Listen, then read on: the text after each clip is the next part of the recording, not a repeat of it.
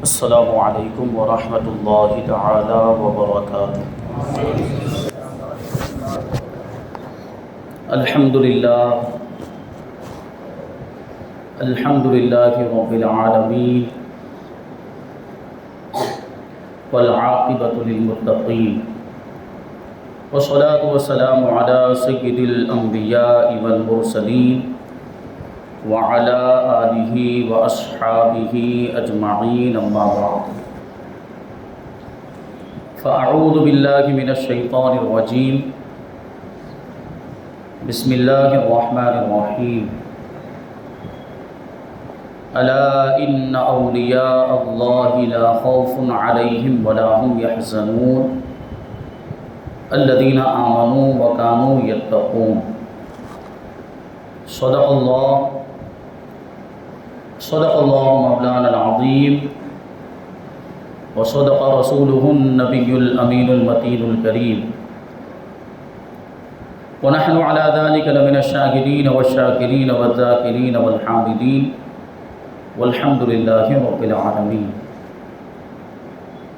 آئیے ہم اور آپ اپنے دستور کے مطابق سب سے پہلے حضور سرور کائنات، فخر موجودات، باعث تخلیق کائنات، احمد مجتبی محمد مصطفیٰ صلی اللہ علیہ وسلم کی بارگاہ اقدس میں درود و سلام کا ہدیہ پیش کریں اور پڑھیں، اللہم صلی علی سیدنا و مولانا محمد معدن الجود والکرم وآلہ الکرام وابنہ الکریم وبارک وسلم صلاۃ و سلاما علیک یا رسول اللہ صلی اللہ تعالی علیہ وسلم۔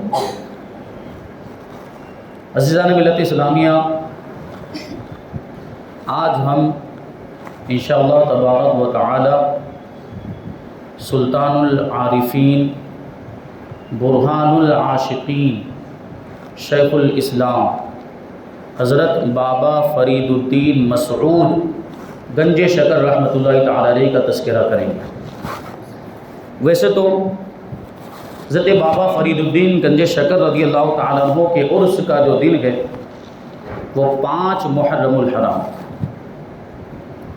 لیکن ہمارے اصغر باپو کی فرمائش تھی کہ آج بیان کیا جائے، کیونکہ وہ اجمیر جانے والے ہیں، پھر ان کو موقع نہیں ملے گا سننے کا، اور سادات کرام کا حکم سر آنکھوں پر، یہ ہمارے سروں کے تاج ہے، یہ ان کی ذرہ نوازی ہے کہ ہمیں اس لائق سمجھا۔ اور پھر ایک نسبت اور موجود ہے، عام طور پر تو مشہور یہی ہے کہ حضرت بابا فرید الدین گنج شکر رضی اللہ تعالیٰ عنہ کا یوم وصال 5 محرم الحرام کو ہے، لیکن 4 محرم کی بھی روایت ہے، اور آج چوتھی شب ہے۔ بہرحال چھوٹی سے بھی ادنا سے بھی مناسبت کافی ہوتی ہے۔ حضرت بابا فرید الدین گنج شکر رحمۃ اللہ تعالی علیہ کا نام ویسے تو مسعود تھا، لیکن فرید الدین گنج شکر کے نام سے پوری دنیا میں مشہور ہے۔ آپ کی ولادت 569 ہجری میں یا 571 ہجری میں ملتان کے قریب ایک قصبہ ہے جس کا نام ہے کوٹھے وال۔ پرانا نام کھتوال تھا، لیکن ابھی وہ بدل کر کوٹھے وال ہو گیا۔ یہ ملتان سے 12 میل کے فاصلے پر موجود ہے، یعنی تقریباً 20 کلومیٹر۔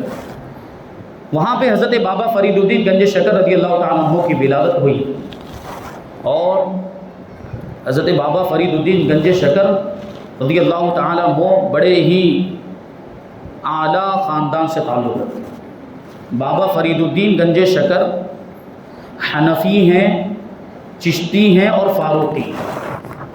آپ کا سلسلہ نسب امیر المؤمنین خلیفۃ المسلمین حضرت فاروق اعظم رضی اللہ تعالیٰ عنہ سے جا کر ملتا ہے۔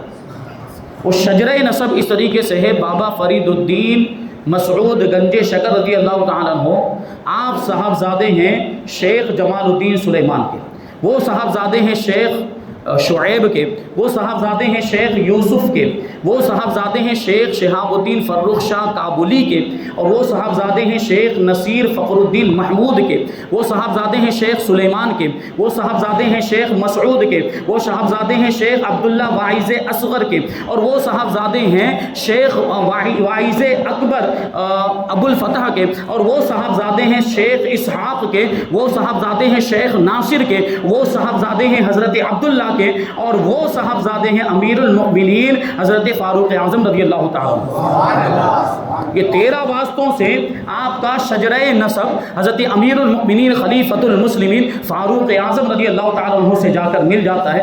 سیر الاخطاب کے اندر بڑی معتبر کتاب ہے اولیاء کرام کی سیرت کے تعلق سے، اس میں یہ نسب نامہ آپ کا بیان کیا گیا، اور اس اعتبار سے آپ فاروقی ہے یہ بات بھی اس میں لکھی گئی اور اس کو واضح کیا گیا۔ حضرت بابا فرید الدین گنج شکر رضی اللہ تعالیٰ عنہ کے والدین اللہ تبارک و تعالیٰ نے بڑا مرتبہ عطا فرمایا۔ آپ کے دادا جان جد امجد یعنی شیخ شعیب آپ کے دادا ہوتے ہیں، ان کے بعد شیخ یوسف اور ان کے بعد شیخ شہاب الدین فرخ شاہ، یہ کابل کے بادشاہ تھے۔ شاہی گھرانے سے آپ کا تعلق، بادشاہی گھرانے سے آپ کا تعلق۔ ابھی تاتاری یہ جو لوگ تھے بڑے خونخوار تھے، بڑے صفاق تھے، اور انہوں نے پوری دنیا میں بڑی خون کی ندیاں بہائی اور اسلامی ممالک پر یہ اپنا قبضہ کرنا چاہتے تھے، اسلام پر غلبہ حاصل کرنا چاہتے تھے تاتاری لوگ۔ تو تاتاریوں نے اسلامی ممالک پر حملہ کیا اور بڑا قتل و غارت گری کی، بہت خون بہایا۔ اسی سلسلے میں ان لوگوں نے کابل پر بھی حملہ کیا۔ اس وقت حضرت بابا فرید الدین گنج شکر رضی اللہ تعالیٰ عنہ کے جد امجد جد اعلیٰ شیخ شہاب الدین فرخ شاہ وہاں کے بادشاہ تھے، ان کے ساتھ جنگ ہوئی اور اسی جنگ میں آپ نے جام شہادت نوش فرمایا۔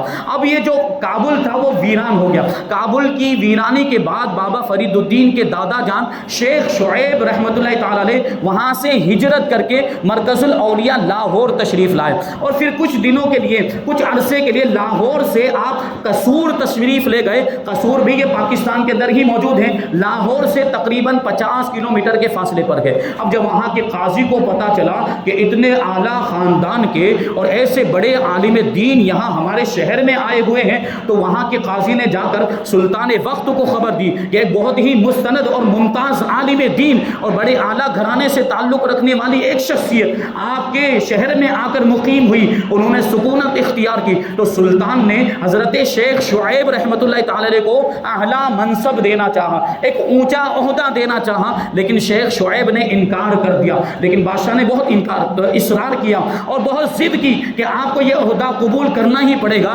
چنانچہ جو بادشاہ وقت تھا اس نے حضرت شیخ شعیب کو کوٹھیوال کا قاضی بنا دیا۔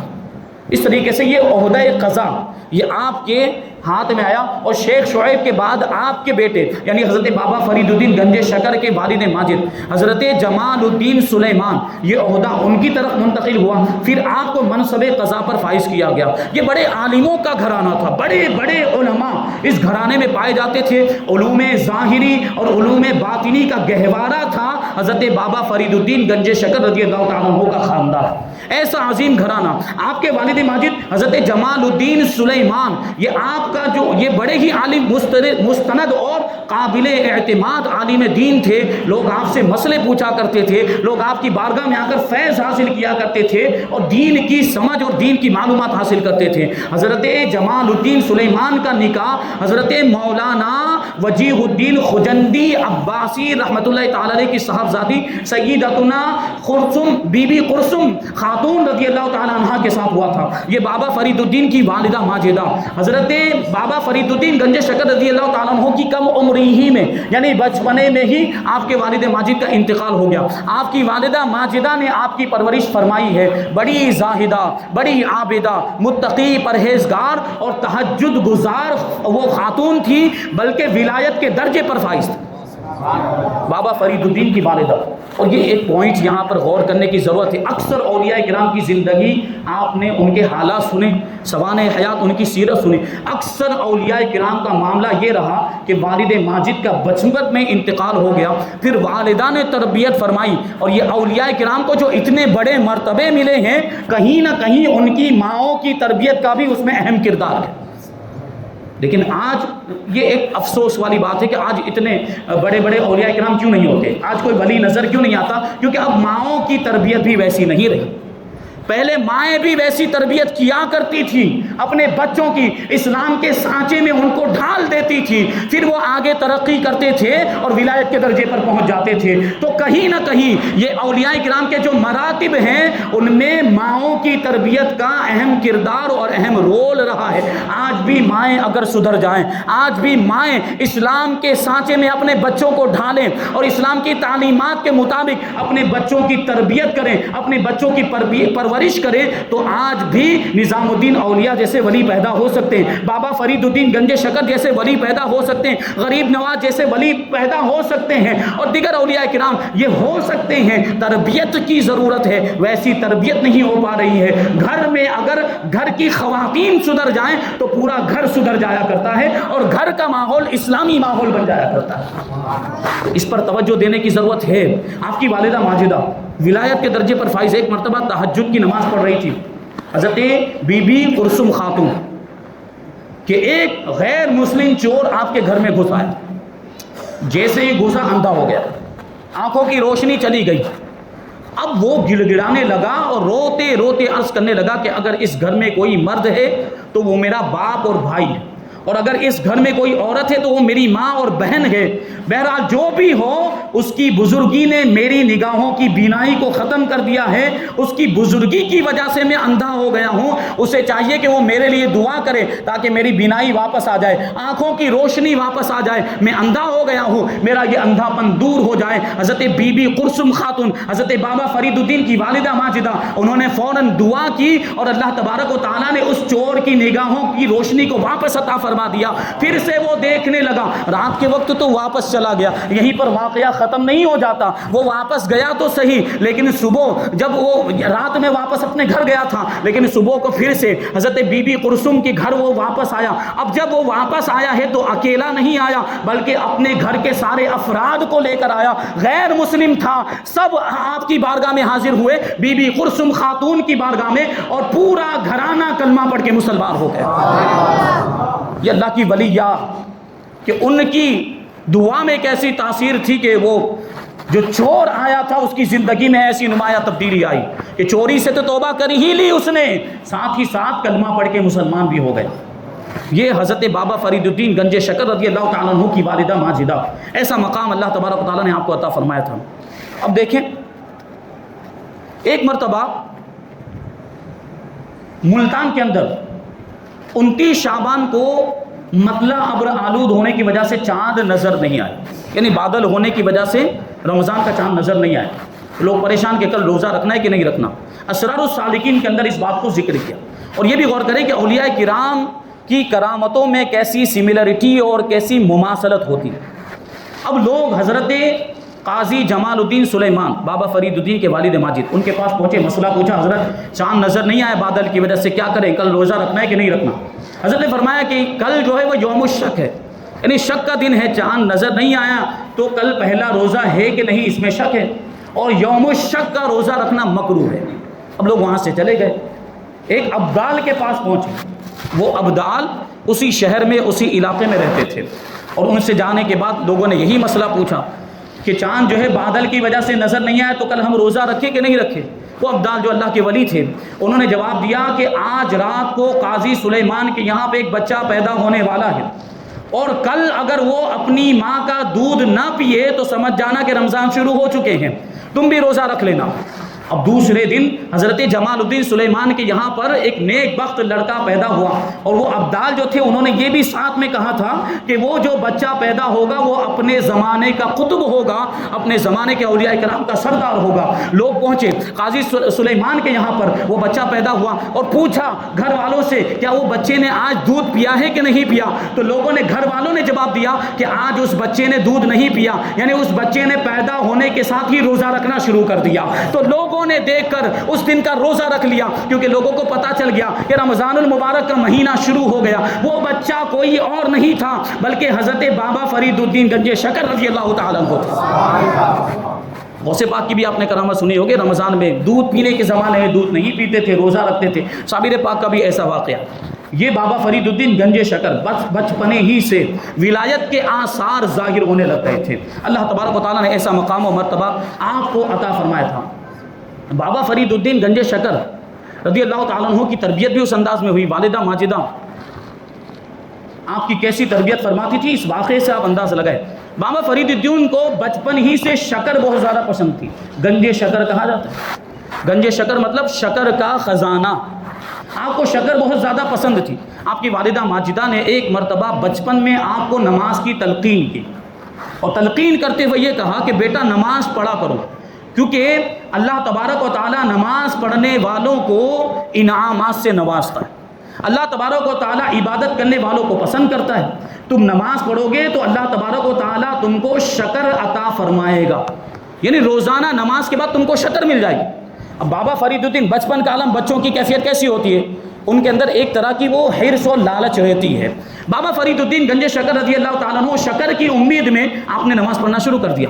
اب روزانہ کیا ہوتا تھا، آپ کی والدہ ماجدہ ایک شکر کی پڑیا آپ کے مصلے کے نیچے رکھ دیتی.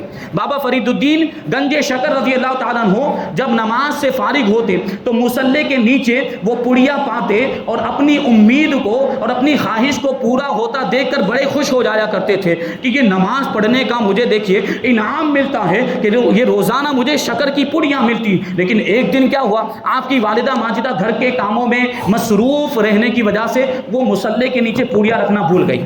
وہ مصلے کے نیچے شکر کی پڑیا رکھنا بھول گئی. تھوڑی دیر کے بعد یاد آیا کہ میں نے تو آج وہ شکر کی پڑیا رکھی نہیں، اب کیا ہوگا، میرے بیٹے کا بھرم ٹوٹ جائے گا اور اس کا شیشے جیسا نازک دل اس کو چوٹ لگے گی. اب آپ کی والدہ ماجدہ حضرت بابا فرید الدین کے پاس آئی اور آنے کے بعد پوچھتی ہیں بیٹا آج تم کو شکر ملی کہ نہیں؟ تو بابا فرید الدین بچپنے کا زمانہ ہے، جواب دیتے ہیں ہاں روزانہ ملتی ہے، آج بھی ملی. جس طرح روزانہ مصلے کے نیچے سے میں شکر نکال لیا کرتا تھا، آج بھی وہ شکر مجھے مل گئی. آپ کی والدہ ماجدہ نے اتنا سنا، آپ کی آنکھیں اشک بار ہو گئی، آنکھوں سے آنسو جاری ہو گئی، کیونکہ وہ آنسو جاری ہو گئے. وہ سمجھ گئی کہ یہ اللہ تبارک و تعالیٰ کی طرف سے شکر کا انتظام کیا گیا ہے. اور اس غیبی مدد پر آپ کی والدہ ماجدہ نے اللہ تبارک و تعالیٰ کا شکر ادا کیا، کیونکہ روزانہ تو وہ رکھا کرتی تھی شکر کی پڑیا، لیکن آج وہ رکھنا بھول گئی تھی.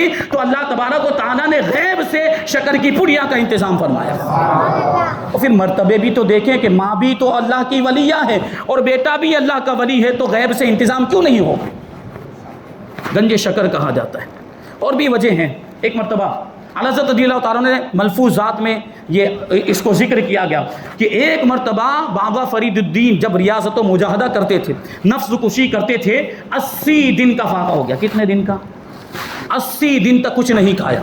یہ اللہ والوں کی شان ہوتی ہے، کیونکہ پھر اللہ تبارک و تعالیٰ ان کو روحانی غذا عطا فرماتا ہے، تو پھر ظاہری کھانے پینے کی ان کو ضرورت نہیں پڑتی. لیکن نفس کا معاملہ 80 دن کے بعد وہ نفس اندر سے پکارنے لگ گیا، الجوع الجوع، بھوک لگی ہے، بھوک لگی ہے.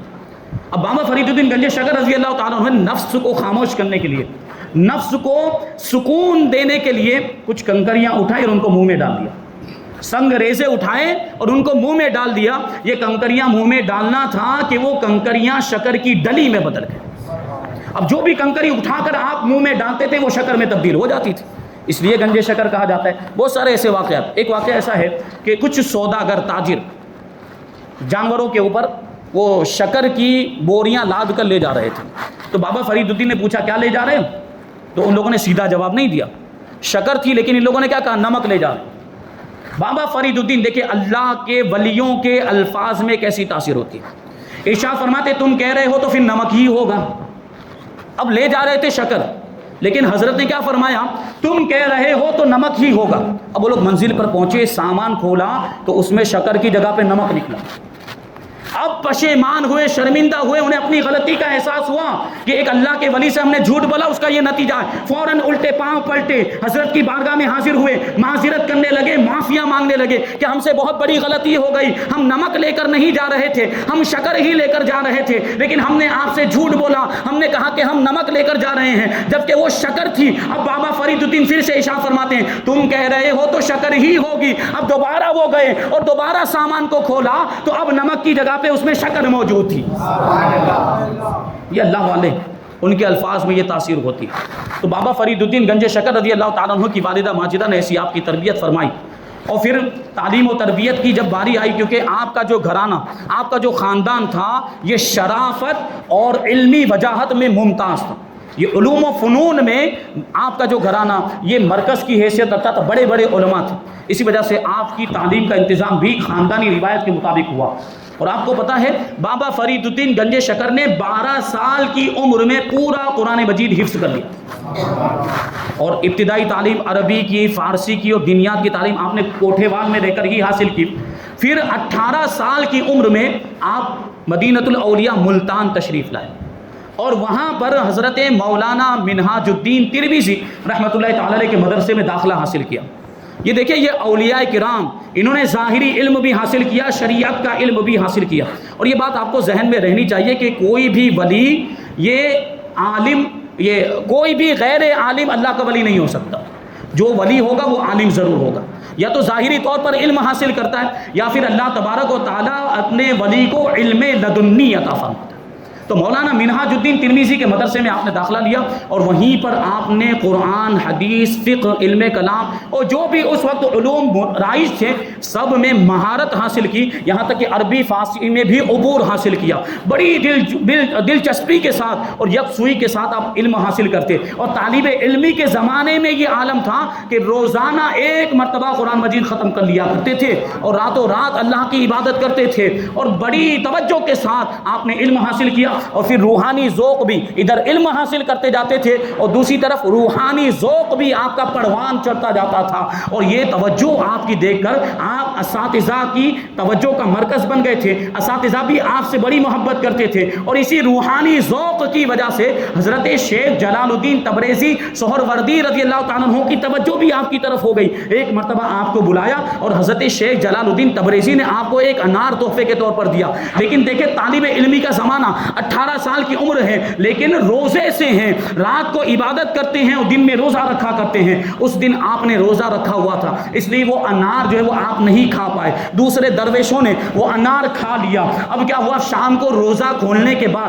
آپ نے وہ انار کے چھلکے تلاش کیے کہ انار کے چھلکوں میں دیکھو کوئی دانہ رہ گیا ہو تو میں اس کو کھا لوں، تو ایک دانہ اس کے اندر موجود تھا۔ بابا فرید الدین نے وہ دانہ نکالا اور اس کو کھا لیا۔ دانے کا کھانا تھا کہ ایک دم روحانی کیفیت، دل کی کیفیت تبدیل ہو گئی، اور روحانیت کی وجہ سے، روحانیت کی روشنی سے آپ کا دل جگمگانے لگ گیا۔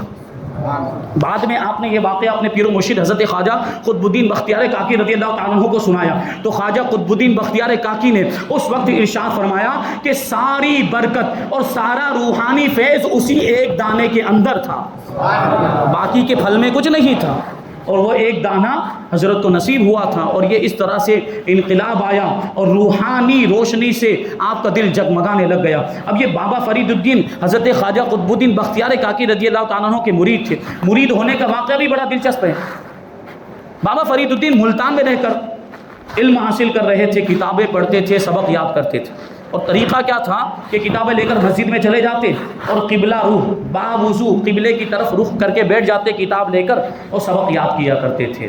ایک مرتبہ سلطان المشائخ حضرت خواجہ قطب الدین بختیار کاکی رحمۃ اللہ تعالیٰ علیہ ملتان میں تشریف لائے، اور اتفاق سے اسی مسجد میں نماز پڑھنے کے لیے تشریف لے گئے۔ معمول کے مطابق حضرت بابا فرید الدین کتاب لے کر سبق یاد کر رہے تھے، مطالعہ کر رہے تھے، لیکن اچانک ایک خوشگوار احساس نے آپ کو نگاہیں اونچی کرنے پر مجبور کر دیا۔ آپ نے نگاہ اٹھا کر جیسے ہی دیکھا تو ایک ولی کامل کا چہرہ، نورانی اور روشن چہرہ سامنے تھا۔ حضرت خواجہ قطب الدین بختیار کاکی رضی اللہ تعالیٰ عنہ کے چہرے پر جیسے ہی بابا فرید الدین کی نظر پڑی، بے ساختہ احتراماً کھڑے ہو گئے، اور پھر قریب جا کر جہاں پہ حضرت خواجہ قطب الدین نماز پڑھ رہے تھے قریب جا کر بیٹھ گئے، انتظار کرنے لگے کہ حضرت نماز سے فارغ ہوں تو کچھ عرض کیا جائے۔ حضرت خواجہ قطب الدین بختیار کاکی تحیت المسجد یہ نماز پڑھ رہے تھے، نماز سے فارغ ہوئے تو خواجہ قطب الدین بختیار کاکی نے بابا فرید الدین سے کہا کہ بیٹے کیا پڑھ رہے ہو؟ تو حضرت بابا فرید الدین نے جواب دیا یہ فقہ کی کتاب ہے جس کا نام ہے النافع، یعنی مسئلے مسائل کی کتاب ہے اور اس کا نام ہے نافع، اور یہی کتاب میں پڑھ رہا ہوں۔ نافع کا مطلب کیا ہوتا ہے اس پر بھی غور کریں, اس میں بھی نقطہ ہے. نافع کا مطلب ہوتا ہے نفع پہنچانے والا, وہ کتاب نفع دینے والی, اس کا نام ہی نافع رکھا ہوا تھا. اب خواجہ قطب الدین بختیار کاکی اس کتاب کا نام سننے کے بعد بابا فرید الدین سے کہتے ہیں کیا تمہیں پتا ہے کہ اس کتاب سے نفع ہوگا, اس کتاب سے فائدہ ہوگا؟ بابا فرید الدین نے جواب دیا فائدہ تو آپ کی نگاہ کرم سے ہوگا. کتابوں سے علم حاصل ہوتا ہے لیکن فیضان علم نگاہوں سے حاصل ہوتا ہے, نور علم نگاہوں سے حاصل ہوتا ہے. وہ شاعر نے کیا کہا, تو نے پی کتابوں سے میں نے پی نگاہوں سے, فرق اتنا ہے باعث تیرے میرے پینے میں.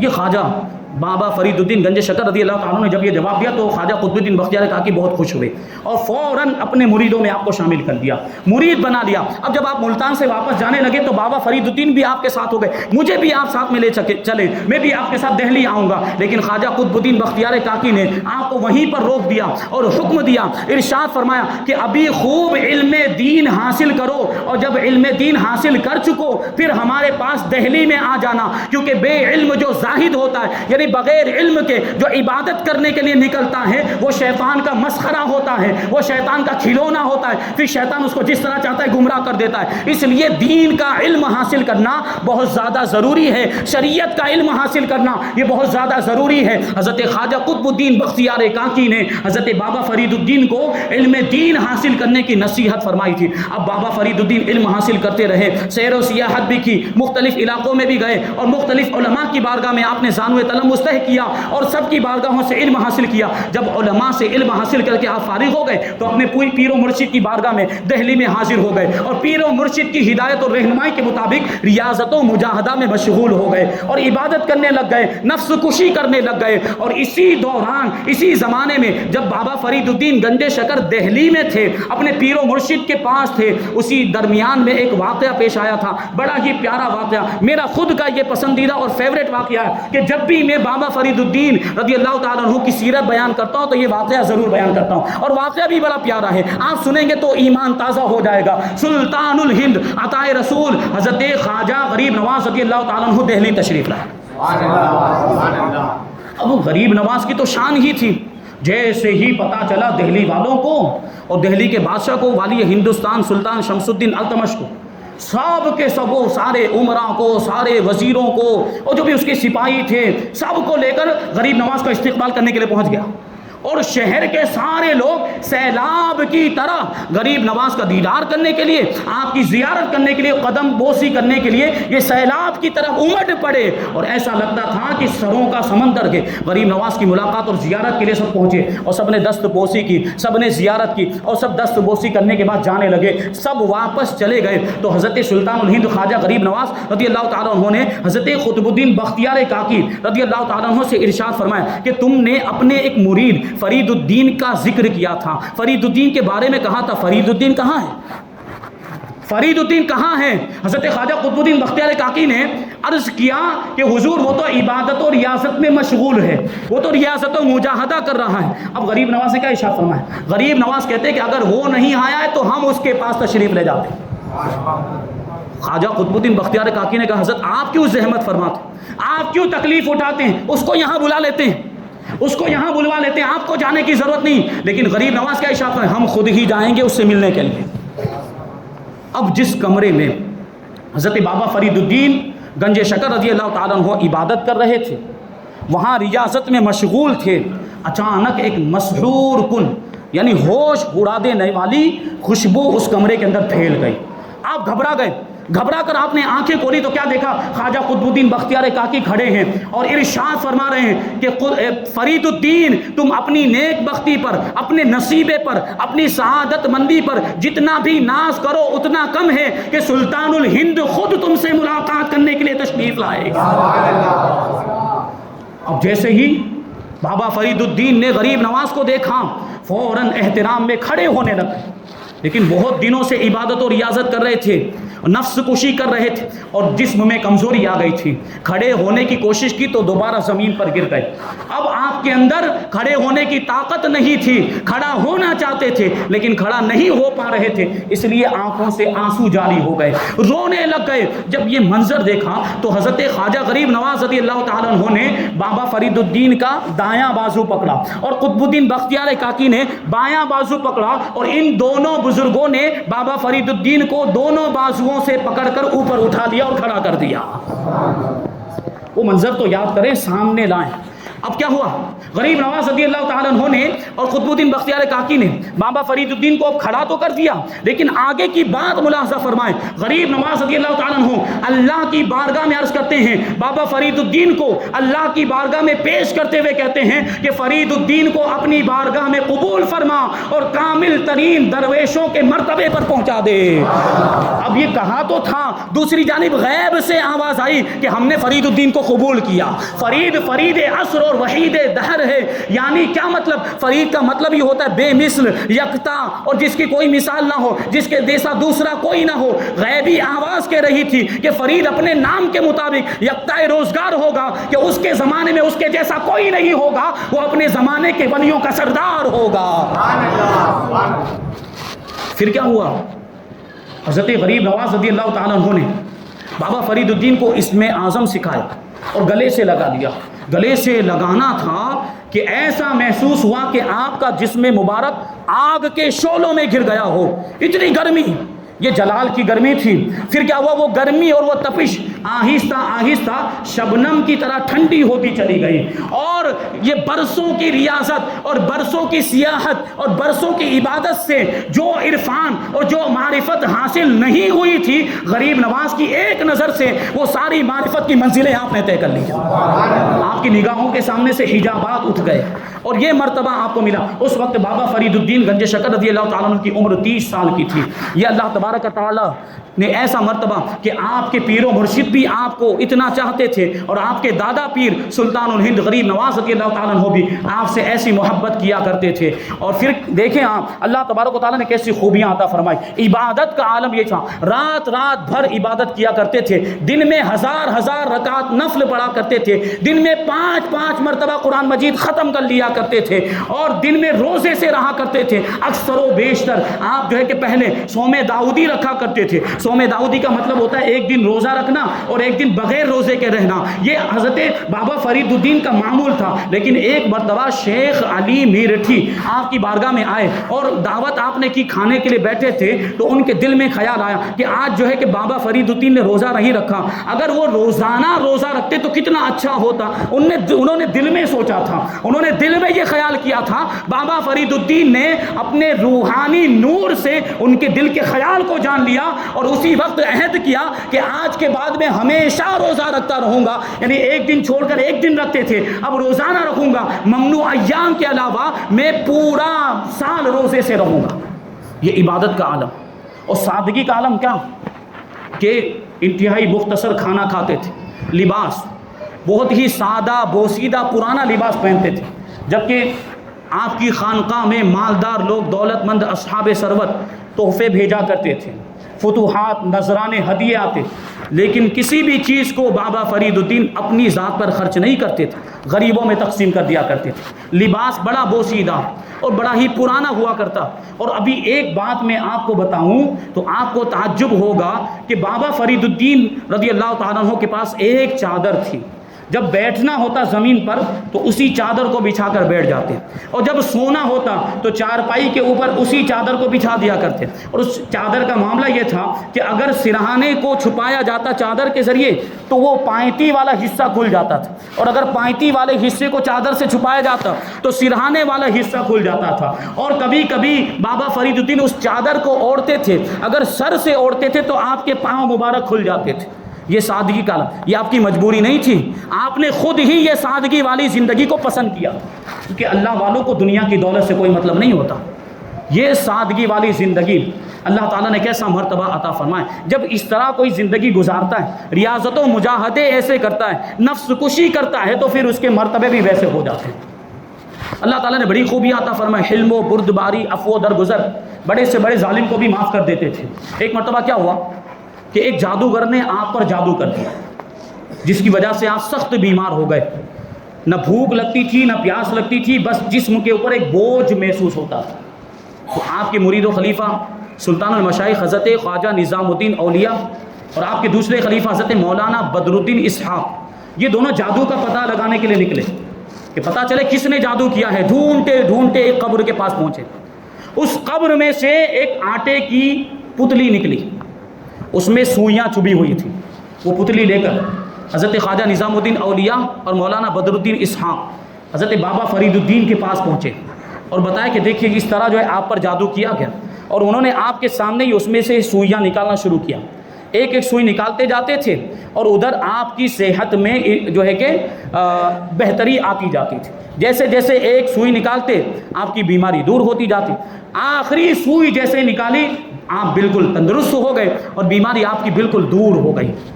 اب کیا ہوا، حاکم شہر کو جب پتا چلا کہ بابا فرید الدین پر کسی نے جادو کیا، اس نے اس جادوگر کو گرفتار کروا دیا، ڈھونڈ کر تلاش کر کے۔ اب وہ جادوگر حاکم کے پاس پہنچا تو جادوگر نے کہا کہ یہ بابا فرید الدین کا مجرم ہے، یہ انہی کو حوالے کر دیا جائے اور وہ اس کی جو سزا تجویز فرمائیں گے وہ سزا اس کو دی جائے گی۔ اب وہ جادوگر حضرت کی بارگاہ میں آیا اور لوگوں نے آنے کے بعد کہا کہ آپ اس کو جو سزا دینا چاہیں وہ دے سکتے۔ ہم اور آپ ہوتے اور خدا نخواستہ ہم پر کسی نے جادو کیا ہوتا اور وہ جادوگر ہمیں مل جاتا تو کیا ہم اسے زندہ چھوڑتے؟ سزا دینا تو الگ بات، اس کو تو موت کے کھاتی اتار دیتے۔ لیکن یہ بابا فرید الدین ہیں، اللہ کے ولیوں کی شان یہ ہوتی ہے۔ بابا فرید الدین نے ارشاد فرمایا کہ اللہ تبارک و تعالیٰ نے مجھے صحت و تندرستی عطا فرما دی، وہ جادو کی کیفیت دور ہو گئی، میری بیماری دور ہو گئی ہے، اب اس سے بدلہ لینے کا کیا مطلب، میں نے اس کو معاف کر دیا۔ بابا فرید الدین کا یہ حسن اخلاق جب اس جادوگر نے دیکھا تو فوراً اس نے اپنے جادو سے توبہ کر لی اور بابا فرید الدین کے مریدوں میں شامل ہو گیا۔ یہ معاف کرنے کا انداز۔ اور مرتبہ دیکھیں کہ اللہ تبارک و تعالیٰ نے آپ کے بالوں میں کیسی تاثیر رکھی تھی، مبارک بال۔ خواجہ نظام الدین اولیاء فرماتے ہیں کہ میں ایک مرتبہ حضرت کی بارگاہ میں حاضر تھا کہ اچانک آنکھ کی داڑھی کا ایک بال زمین پر گرا، میں نے فوراً اٹھا لیا، دیکھیے ادب کا تقاضا، میں نے وہ بال بابا فرید الدین کا فوراً اٹھا لیا اور عرض کرنے لگا حضور اگر آپ اجازت دے تو میں اس کو تعویذ بنا لوں۔ اجازت عطا فرمائی۔ حضرت خواجہ نظام الدین اولیاء کہتے ہیں میں نے اس کو بڑے اہتمام کے ساتھ ایک کپڑے کے اندر باندھ کر اور بہت سنبھال کر اس کو محفوظ رکھ لیا اپنے پاس۔ جب میں دہلی گیا اور اب لوگ میرے پاس آتے اپنے بیماروں کو لے کر تو میں ان کو وہی تعویذ دے دیتا تھا، یعنی وہ کپڑا جس کے اندر میں نے بابا فرید الدین کے مبارک بال کو رکھا تھا وہی تعویذ میں بیماروں کو دے دیتا تھا۔ بیمار لے کر جاتے تھے لیکن اس شرط کے ساتھ میں دیتا تھا کہ جب بیماری دور ہو جائے، جب بیمار تندرست ہو جائے تو یہ تعویذ مجھے واپس کر دیا جائے۔ تو وہ لوگ تعویذ لے کر جاتے۔ خواجہ نظام الدین اولیاء فرماتے ہیں جتنے بھی بیمار، جتنے بھی مریض میرے پاس سے وہ تعویذ لے کر گئے، اللہ تبارک و تعالیٰ نے سب کو شفا عطا فرما دی۔ نظام الدین اولیاء فرماتے کہ میرے ایک بہت ہی عزیز دوست تھے مولانا تاج الدین مینائی، ایک مرتبہ ان کا لڑکا بہت زیادہ بیمار ہو گیا، وہ میرے پاس آئے اور وہی تعویذ مانگا کہ وہ تعویذ مجھے دے دے تاکہ میرے بچے کو بھی شفا ہو جائے۔ خواجہ نظام الدین اولیاء کہتے ہیں کہ میں نے وہ تعویذ بہت ڈھونڈا، حجرے کے اندر، مکان کے اندر، طاقوں میں ڈھونڈا جہاں پہ میں عام طور پر رکھتا تھا، لیکن وہ تعویذ ملا ہی نہیں۔ اب ہوا کیا کہ مولانا تاج الدین مینائی کے بچے کا انتقال ہو گیا۔ اب اس کے بعد ایک اور بیمار آیا میرے پاس اور اس نے بھی وہی تعویذ مانگا۔ اب جب میں وہ تعویذ ڈھونڈنے کے لیے اٹھا تو مجھے وہ تعویذ وہیں پر ملا، اسی طاق میں ملا جہاں پر میں پہلے تلاش کر چکا۔ مطلب کیا ہے کہ وہ جو مولانا تاج الدین کا مینائی کا جو بیٹا تھا اس کی تقدیر میں شفا نہیں لکھی تھی، اس کے انتقال کا وقت آ گیا تھا، اسی لیے وہ تعویذ نہیں مل پایا، کیونکہ تعویذ میں تو تاثیر تھی شفا دینے کی، ابھی مل جاتا تو شفا تو تقدیر وہ رد ہو جاتی، اس لیے وہ تعویذ ملا ہی نہیں۔ اور جب ان کا انتقال ہو گیا اور بعد میں خواجہ نظام الدین اولیاء نے ڈھونڈا تو وہیں سے مل گیا۔ یہ بابا فرید الدین کے بال کے اندر اللہ تبارک و تعالیٰ نے یہ تاثیر عطا فرمائی تھی۔ ایک مرتبہ کیا ہوا کہ آپ کی ایک زمین تھی، ایک شخص نے اس پر ناجائز دعویٰ کر دیا۔ اب مقدمہ حاکم شہر کے پاس پہنچا، قاضی شہر کے پاس، اور جو قاضی شہر تھا، حاکم شہر، اس نے بابا فرید الدین سے کہا کہ یہ زمین آپ کی ہے، اس کا ثبوت پیش کیجیے۔ تو بابا فرید الدین نے کہا میرے پاس تو کوئی ثبوت نہیں ہے، لوگوں سے پوچھ لو۔ تو اس نے کہا نہیں یہ نہیں چلے گا, لوگوں سے نہیں پوچھ سکتے, آپ کو کوئی ثبوت پیش کرنا پڑے گا. بابا فرید الدین کہنے لگے کہ نہ میرے پاس کوئی تحریری ثبوت ہے, نہ گواہ ہے, یعنی کوئی دستاویز وغیرہ بھی نہیں ہے اور کوئی گواہ بھی نہیں ہے. تو انہوں نے کہا پھر اب یہ فیصلہ کیسے ہو پائے گا؟ تو بابا فرید الدین نے کہا ٹھیک ہے ایک کام کرتے ہیں, تم جا کر اس زمین ہی سے پوچھ لو کہ کس کی ملکیت میں ہے, اس زمین ہی سے پوچھ لو کہ کس کی ملکیت میں ہے. اب اس کو تعجب بھی ہوا, لیکن اس کو تو فیصلہ کرنا تھا اور وہ جانتا بھی تھا کہ یہ اللہ کے ولی ہیں, کہہ رہے ہیں تو کچھ نہ کچھ راز ہوگا. سب لوگ پہنچ گئے اور یہ بات شہر میں مشہور ہو گئی, سب لوگ جمع ہو گئے جمع غفیر اس کرامت کو دیکھنے کے لیے. ابھی کچھ ایسی کرامت ظاہر ہونے والی, سب وہاں پر انتظار میں کھڑے تھے. اب وہ حاکم شہر آیا اور اس نے آنے کے بعد زمین سے پوچھا بتا تو کس کی ملکیت ہے, تیرا مالک کون ہے؟ زمین نے جواب دیا ایک عرصہ دراز سے میں بابا فرید الدین کی ملکیت میں ہوں. اللہ والوں کے لیے زمین بھی گواہی دیتی. عام طور پر بولنے کی صلاحیت نہیں ہے, لیکن ایسے موقع پر اللہ تبارک و تعالیٰ زمین کو اور بے جان چیزوں کو بھی قوت گویائی یعنی بولنے کی طاقت عطا فرما دیا کرتا ہے. یہ شان ہے. ایک مرتبہ ایک خاتون آپ کی خانقاہ میں آئی اور آنے کے بعد کہنے لگی کہ میں بہت ہی غریب ہوں, مجبور ہوں, میری 3 لڑکیاں ہیں اور ان کی شادی کرنی ہے, میرے پاس کوئی سامان نہیں, میری مدد فرمائے. بابا فرید الدین نے خادموں کو حکم دیا کہ خانقاہ میں جو کچھ بھی موجود ہو اس کو دے دیا جائے. اب خادم تلاش کرنے کے بعد واپس آئے کہ آج کا جو کچھ بھی تھا وہ سب غریبوں میں تقسیم ہو چکا, اب کچھ بھی نہیں بچا ہے. تو خاتون نے جب سنا تو کہنے لگی کہ میں بڑی امید لے کر آئی تھی, میں بہت غریب ہوں, میں نے سوچا تھا کہ یہاں سے مدد ہو جائے گی, آپ میری ضرور مدد کریں, مجھے خالی نہ لوٹائیں. اور بابا فرید الدین گنج شکر کا یہ معمول تھا کہ کوئی بھی حاجت مند آتا تھا اس سے خالی لوٹاتے نہیں تھے, ضرور کچھ نہ کچھ عطا فرماتے تھے. اب ظاہر سی بات ہے کہ ظاہری اسباب تو ختم ہو چکا تھا, کچھ بھی نہیں بچا تھا. اب بابا فرید الدین نے اس خاتون کو کیا حکم دیا, جاؤ باہر جاؤ اور ایک مٹی کا ڈھیلا لے کر آؤ, باہر جاؤ اور مٹی کا ڈھیلا لے کر. اس کو تھوڑا ایسا بھی ہو کہ مٹی, میں یہاں پہ مال مانگنے کے لیے آئی ہوں, روپیے پیسے مانگنے کے لیے آئی ہوں اور حضرت مجھے مٹی کا ڈھیلا لانے کے لیے کہہ رہے ہیں. لیکن یہ اللہ والوں کے انداز, یہ ان کی ادائیں ہوتی ہیں. اب وہاں مریدین جو خانقاہ میں موجود تھے وہ سب بھی دیکھ, ابھی کرامت کا ظہور ہونے والا ہے, کیونکہ وہ تو کرامتیں ظاہر ہوتے دیکھا ہی کرتے تھے. اب کیا ہوا, وہ عورت وہ خاتون باہر سے ایک مٹی کا ڈھیلا لے, ڈھیپلا جو ہم لوگ بولتے ہیں, وہ ڈھیلا لے کر آئی اور حضرت کی بارگاہ میں پیش کیا. ابھی آپ وہ حضرت جنید بغدادی کا وہ واقعہ یاد کریں جو پہلے دن میں نے سنایا تھا, سورہ فاتحہ والا. پہلے دن جو لوگ موجود تھے سورہ فاتحہ والا پڑھتے تھے اور مریضوں کو شفا ہو جاتی تھی, اسی طرح کا واقعہ. اب وہ ڈھیلا لے کر آئی, بابا فرید الدین نے وہ ڈھیلا لیا اور بلند آواز سے سورہ اخلاص یعنی قل هو اللہ احد پڑھی اور اس پر دم کر دیا. وہ مٹی کا ڈھیلا سونا بن گیا. اس کو دے دیا, خاتون لے کر چلی گئی. اب بلند آواز سے پڑھا تھا, اس نے سن لیا تھا خاتون نے کہ سورہ اخلاص پڑھی, اپنے گھر گئی, بہت سارے ڈھیلے جمع کیے, بہت سارے ڈھیلے جمع کیے اور سورہ اخلاص پڑھ پڑھ کے پھونکے مارنے لگ گئی. دم کرتی جا رہی ہے لیکن ایک بھی ڈھیلا سونے میں تبدیل نہیں ہو. 3 دن تک وہ یہ عمل کرتی رہی, 3 دن تک ڈھیلوں پر پھونکے مارے جا رہی ہے, پھونکے مارے جا رہی ہے, لیکن ایک بھی ڈھیلا سونے میں تبدیل ہونے کا نام ہی نہیں لے رہا. آخرکار وہ مجبور ہو کر حضرت کی بارگاہ میں حاضر ہوئی اور آنے کے بعد کہنے لگی کہ آپ نے سورہ اخلاص پڑھ کے ڈھیلے پر دم کیا تو وہ سونا بن گیا. میں 3 دن تک ڈھیلوں پر یہی سورہ اخلاص پڑھ کے دم کر رہی ہوں لیکن ایک بھی ڈھیلا سونا بننے کا نام ہی نہیں لے رہا. تو بابا فرید الدین نے ارشاد فرمایا کہ تو بھی وہی پڑھ رہی ہے جو میں نے پڑھا تھا, فرق اتنا ہے کہ تیرے منہ میں فرید کی زبان نہیں ہے. کہ ڈھیلے کے سونے میں تبدیل ہونے کے لیے فرید کی زبان چاہیے. یہ مقام و مرتبہ. بابا فرید الدین رضی اللہ تعالیٰ عنہ کا وصال یہ محرم کے مہینے میں ہوا.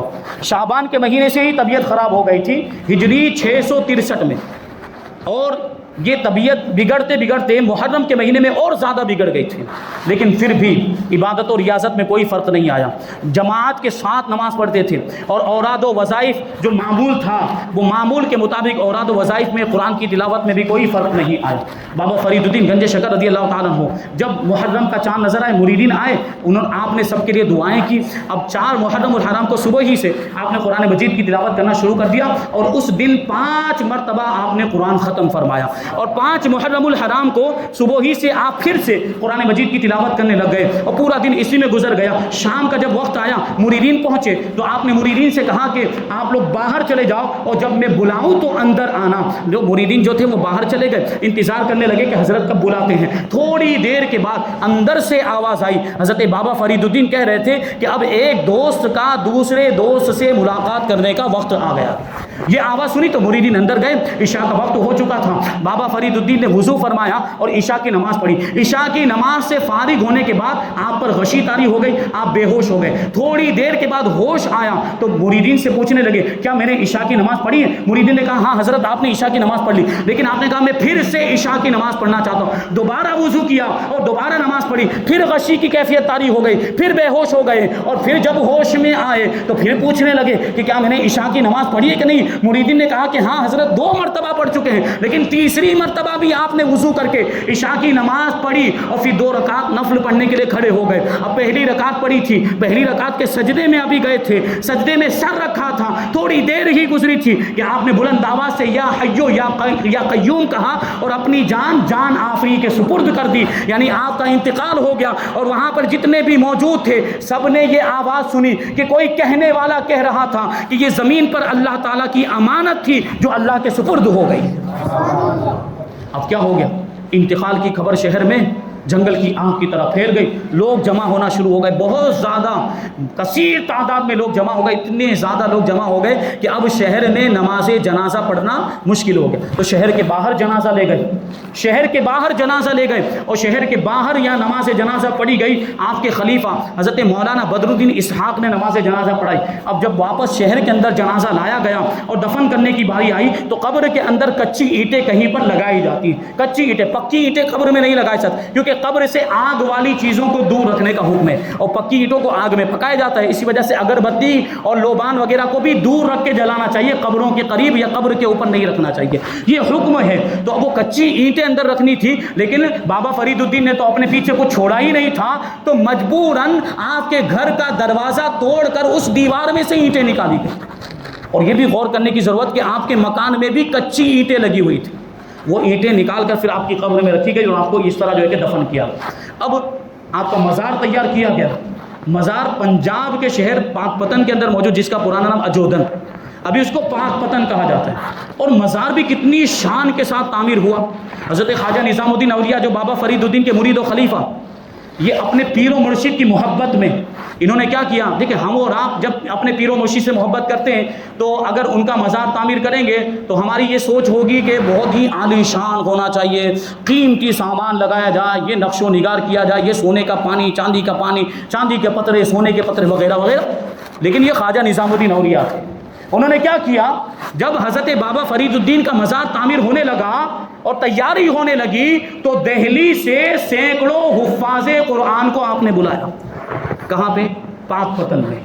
اور پھر کیا ہوا, بابا فرید الدین کے مزار میں جو تعمیر جو ہوئی اور اس تعمیر میں جتنی بھی اینٹیں لگی تھی ان حفاظ کرام کو حکم دیا قرآن پڑھنے کا, اور ایک ایک اینٹ پر 11 مرتبہ قرآن مجید پڑھا گیا.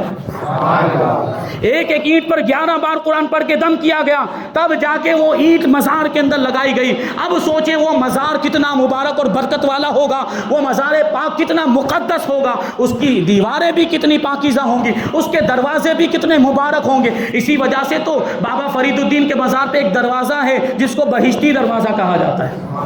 جیسے غریب نواز کے دربار میں ایک دروازہ ہے جس کو کیا کہا جاتا ہے, جنتی دروازہ, اور وہ بہشتی دونوں کا ایک ہی مطلب ہوتا ہے.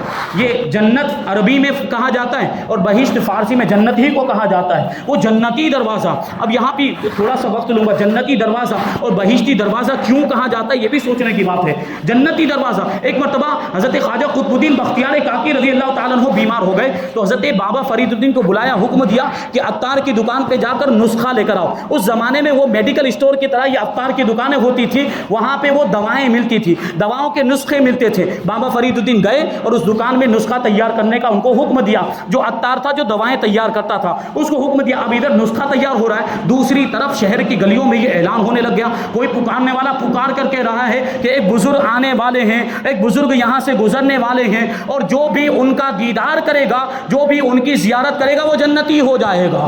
اب یہ اعلان ہو رہا تھا. حضرت بابا فرید الدین گنج شکر نے اس کی طرف کوئی توجہ نہیں دی. لوگوں نے کہا کہ ایک بزرگ آ رہے, دیکھ تو لیجئے, ان کی زیارت تو کر لیجئے, لیکن جو اپنے پیر کا ہو جاتا ہے وہ پھر کسی اور کے در پر نہیں جاتا. اس کو جو کچھ بھی ملتا ہے اپنے پیر کے دربار ہی سے ملا کرتا ہے. بابا فرید الدین کو معلوم تھا کہ میرا پیر کامل ہے تو مجھے کسی اور سے فیض حاصل کرنے کی کیا ضرورت ہے. وہ ان کی طرف کوئی توجہ نہیں دی, بلکہ وہ جب وہاں سے گزرنے لگے, اس دکان کے پاس سے وہ بزرگ گزرنے لگے, بابا فرید الدین دکان کے اندر والے حصے میں چلے گئے تاکہ نظر بھی نہ پڑنے پائے. آخر کر وہ نسخہ تیار ہو گیا اور نسخہ لے کر آپ خواجہ قطب الدین بختیار کاکی کی بارگاہ میں پہنچے تو دیر سے آنے کی وجہ پوچھی کہ لیٹ کیسے ہو گئے. تو بابا فرید الدین نے پورا واقعہ بیان کیا. پورا واقعہ سننے کے بعد خواجہ قطب الدین بختیار کاکی بڑے خوش ہوئے, اور خوش ہونے کے بعد ارشاد فرمایا کہ آج ان بزرگوں کو دیکھنے والے آج کے دن جنتی ہو رہے ہیں, لیکن اے فرید تم یاد رکھو کہ تمہارے دروازے میں قیامت تک جو بھی داخل ہوگا انشاءاللہ وہ جنتی ہوگا. اسی لیے اس دروازے کو بہشتی دروازہ کہا جاتا ہے. یہ مزار پاک, یہ جو دروازہ ہے محرم الحرام کی 5 تاریخ کو کھولا جاتا ہے, ہر رات میں یہ کھلتا ہے, لوگ اس میں داخل ہوتے ہیں. اور ایک روایت کس سے تعلق سے یہ بھی آئی کہ سلطان المشائخ حضرت خواجہ نظام الدین اولیاء ایک مرتبہ بابا فرید الدین کے مزار پر حاضر ہوئے تو کیا دیکھا کہ اسی دروازے میں رسول پاک صلی اللہ علیہ وسلم تشریف فرما ہے. اور خواجہ نظام الدین اولیاء کو دیکھ کر حضور پاک صلی اللہ علیہ وسلم ارشاد فرماتے ہیں, اے نظام الدین یہ وہ دروازہ ہے کہ یہاں سے جو بھی داخل ہوگا اسے امان ملے گی, یعنی پناہ ملے گی. اور اسی کے بعد سے اس دروازے کا نام بہشتی دروازہ رکھ گیا. یہ جنتی دروازہ اور بہشتی دروازہ یہ ہمارا ایمان اور عقیدہ ہے. اللہ والے جو ہیں ان کے دربار بھی یہ بڑے مقدس ہوا کرتے ہیں, بڑے پاکیزہ, اور ہمارا ایمان اور عقیدہ ہے کہ انہوں نے فرمایا ہے تو یقیناً ہمیں جنت ملے گی. ایمان کی سلامتی اگر ہے اور ہم اس دروازے سے گزر گئے تو اللہ تبارک و تعالیٰ اس کے صدقے میں ہمیں جنت عطا فرمائے گا. لیکن جو منکر ہیں, جو وہاں بھی ان کے معاملات ہر چیز کا انکار کرتے ہیں. ابھی ایک بات بتاؤں, دلچسپ واقعہ. حضرت علامہ ارشد القادری رضی اللہ تعالیٰ عنہ اجمیر شریف پہنچے, جنتی دروازے میں سے گزرے تو باہر ایک منکر مل گیا وہاں بھی, کہنے لگا یہ آپ لوگ کہتے ہو جنتی دروازہ, کیا یہ جنت سے آیا ہے؟ اور جو اس میں داخل ہو گیا تو کیا وہ جنت میں داخل ہو جاتا ہے؟ علامہ ارشد القادری بہت بڑے مناظر بھی تھے اور بہت بڑے عالم دین, ماضی قریب کے بہت بڑے عالم دین اور دین کا اور اسلام کا بہت ہی درد رکھنے والی شخصیت. علامہ ارشد القادری سینکڑوں مسجدیں آپ نے تعمیر کروائی, سینکڑوں مدرسے آپ نے تعمیر کروائے ہیں. یہ حضرت علامہ ارشد القادری, ان کا انتقال ابھی 2002 میں ہی ہوا ہے, ماضی قریب میں. تو علامہ ارشد القادری جب جنتی دروازے سے باہر نکلے وہ وہاں بھی پوچھنے لگا اس کو جنتی دروازہ کیوں کہا جاتا ہے, کیا یہ جنت سے آیا اور جو اس میں داخل ہو جائے تو کیا وہ جنت میں پہنچ جاتا ہے؟ تو حضرت علامہ ارشد ارشاد فرماتے ہیں ہاں وہ جنت میں پہنچ جاتا ہے, جو اس دروازے میں سے داخل ہو وہ جنت میں. وہ وہاں بھی کہ میں تو نہیں مانتا. اور پھر حضرت علامہ ارشد القادری کو سونگنے لگ گیا. حضرت علامہ ارشد القادری کے کپڑے سونگ رہا ہے, آپ کے ہاتھ کو سونگ رہا ہے اور کہہ رہا ہے کہ اگر آپ جنت میں سے آئے ہوتے تو جنت کی خوشبو آنی چاہیے. وہاں بھی کیا کہتا ہے, آپ جنت سے آئے ہوتے تو جنت کی خوشبو آنی چاہیے. علامہ ارشد القادری جواب دیتے ہیں حدیث شریف میں آیا ہے کہ کافر جنت کی خوشبو بھی نہیں پائے گا. خوشبو تو ایمان والوں کے لیے. اور اسی طرح بابا فرید الدین کے مزار پر جو بہشتی دروازہ, ایک صاحب جو پاکستان کے انہوں نے یہ واقعہ بیان کیا کہ ان کا بھی اسی طرح معاملہ ہوا. بہشتی دروازے سے جب باہر نکلے تو یہی وہاں بھی مل گیا منکر, کہنے لگا تم اس کو جو ہے بہشتی دروازہ کیوں کہتے ہو, ہم تو نہیں مانتے. تو نے کہا تو مت مان کیونکہ یہ تو ایمان والوں کے لیے ہے, یہ بہشتی دروازہ ایمان والوں کے لیے, ایمان والے اس میں سے داخل ہوں گے تو جنت کا پروانہ مل جائے. یہ شان ہے بابا فرید الدین گنج شکر رضی اللہ تعالیٰ عنہ. ابھی اور کتنی چیزیں بیان کی جائے, بہت سارے واقعات جو بیان کیے جا سکتے تھے. انشاءاللہ پھر کبھی موقع ملا تو اور بھی چیزیں بیان کی جائے گی. اللہ تبارک و تعالیٰ کی بارگاہ میں دعا ہے کہ جو کچھ بھی بیان ہو اس پر ہم سب کو عمل کرنے کی توفیق عطا فرمائے. اولیاء کرام سے محبت کرنے اور ان کے نقش قدم پر چلنے اور ان کے دامن سے وابستہ رہنے کی توفیق عطا فرمائے. شریعت مصطفیٰ سنت رسول اللہ اور احکام اسلام پر ہم سب کو عمل کرنے کی توفیق عطا فرمائے. وما علینا الا البلاغ. السلام علیکم.